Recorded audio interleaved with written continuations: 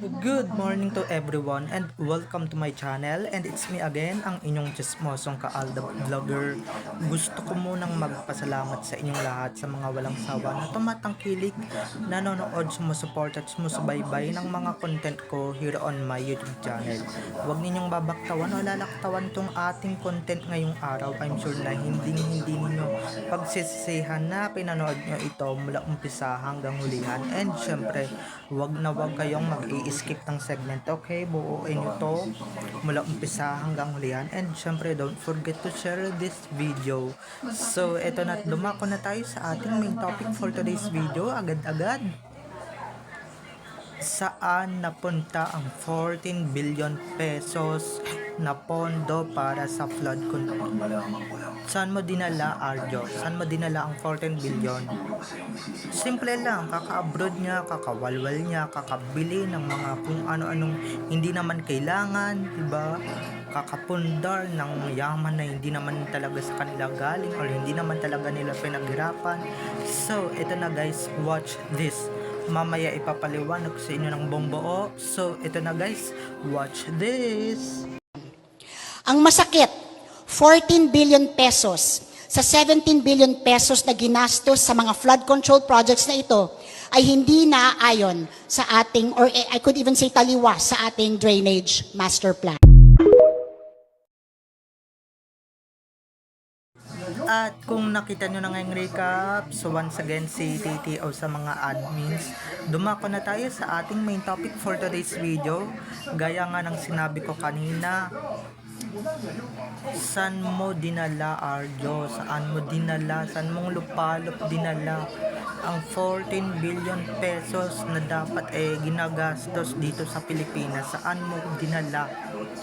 Simple lang, sa mga nagtatanga-tanga dyan or bulag talaga or sa mga tanga talaga, talagang sa ibang bansa niya dinala, kaka-abroad niya, kakawalwal niya, diba?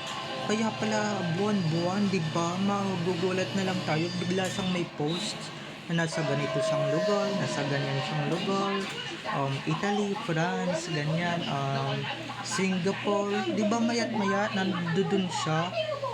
At gulat tayo, di ba? Mayat-maya may video, tas nagsha-shopping pala, nagagala-gala, kasama pa yung asawa niya si Clooney. Nagpapakasasa sila sa mga perang ninakaw ng kanyang asawa or ninakaw niya sa Pilipinas. Huwag na tayong magtaka guys kung saan napupunta ang 14 billion pesos na pondo, okay? Dahil dyan pa lang sa mga resibo at ebidensya ng mga nilabas ko ng mga nakaraang araw o nakaraang linggo, talagang dyan talagang napunta yan. Wala nang iba, diba? Wala nang alam nga naman mapunta sa iba pang diba, sa ibang bagay ang ganyang kalaking pera. Dapat mapunta yan sa may kabuluhan, diba? Dun dapat sa pagtulong sa ating mga kababayan or dun sa ating mga kapwa Pilipino, pero hindi 'di ba? Napunta lang ang 14 billion pesos na yan para sa paggagala ni Mr. Spotted or ibinulsa na ni Mr. Spotted dahil isa siya sa mga nanakaw or isa talaga si Arjo Atayde. Tigilan na natin yung kaka Mr. Spotted, okay? Isa din yan si Arjo Atayde sa mga nagbulsa sa mga kaba ng Pilipino o sa Pilipinas ng 14 billion pesos. Imagine niyo ganun kalaki guys ang ninakaw niya, grabe. Walang konsensya, walang kaapog-apog na talagang ninakawan tayo ng bonggang-bongga ng Arjo Atayde na yan. Grabe, diba? Kaya pala, wag na kayong magtaka or wag na tayong magtaka. Magising na tayo sa katotohanan or magising na tayo sa katotohanan na talagang nagnanakaw talaga yan or magnanakaw yan. Yung mga fans niyan, huwag ninyo nang i-defend yan dahil kitang-kita naman yung mga resibot ebidensya, kitang-kita naman yun papalusot pa kayo, diba? Nagpapalusot pa kayo just to make excuse na hindi magnanakaw yan, hindi nagnanakaw yung Spotted na yan or yung Arjo na yan, diba? wala pa namang matibay na ebidensya. Anong tawag nyo dito? Mismong baluarte na niya, mismong kaalyado niya na ngang si Joy Belmonte or si Ma'am Joy Belmonte na taga QC or talagang partner niya sa politika, talagang nagsalita na, di ba? Na isa siya sa mga sangkot talaga sa flood control project or isa siya sa mga nagnanakaw ng kaba ng Pilipino. So, ano po bang ebidensya ang hinihingi ninyo para ma-convince kayo, di ba? Para mapaniwala kayo na talagang magnanakaw yung spotted na yan o yung audio na yan, di ba?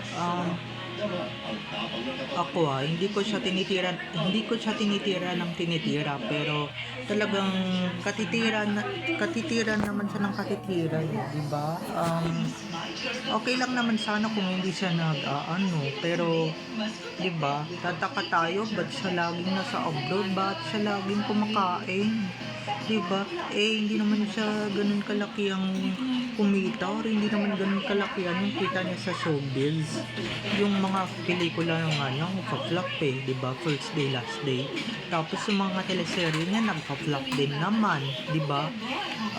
Yung mga teleserye niya binoboycott. So paano siya kikita ng ganun kalaking pera para makapag-abroad, mayat maya, walwal ng walwal, di ba? Bar ng bar, inom ng inom, shopping ng shopping, gala-galor ng gala-galor. Tapos ito naman pala, di ba, may ginagawang tricks, may ginagawang mahika, may ginagawang kababalaghan sa loob ng politika o sa loob ng kongreso. Imbis na asikasuhin yung mga kababayan niya or constituents niya, 'di ba? Ang inaasikaso niya flight, naasikaso niya passport, naasikaso niya mga visa, naasikaso niya mga pag-shopping niya na wala namang kapalarakang shopping ng shopping, 'di ba?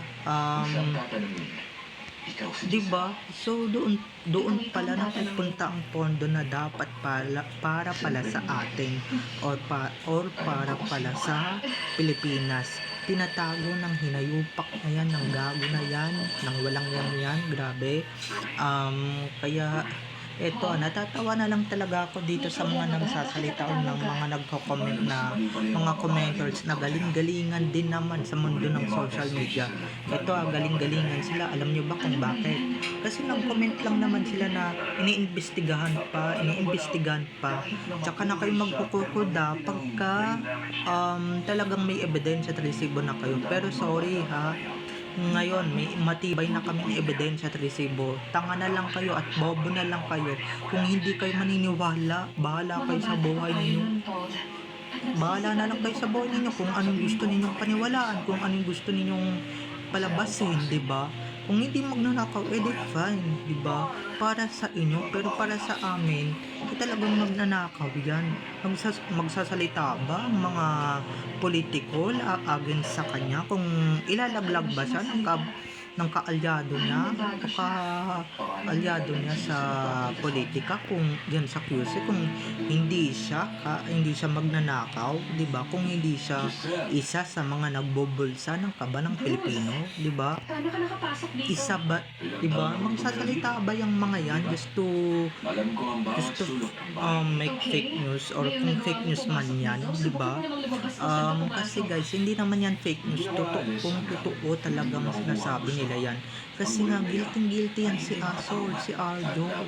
Diba? Guilty yung taong yan. Guilty yung, ewan ko ba kung Barbie yung tao na yan, diba? Guilty yan. Ako na mismo talaga nagsasabi sa inyo, kahit hindi naman siya proven guilty, halata naman na guilty siya, diba?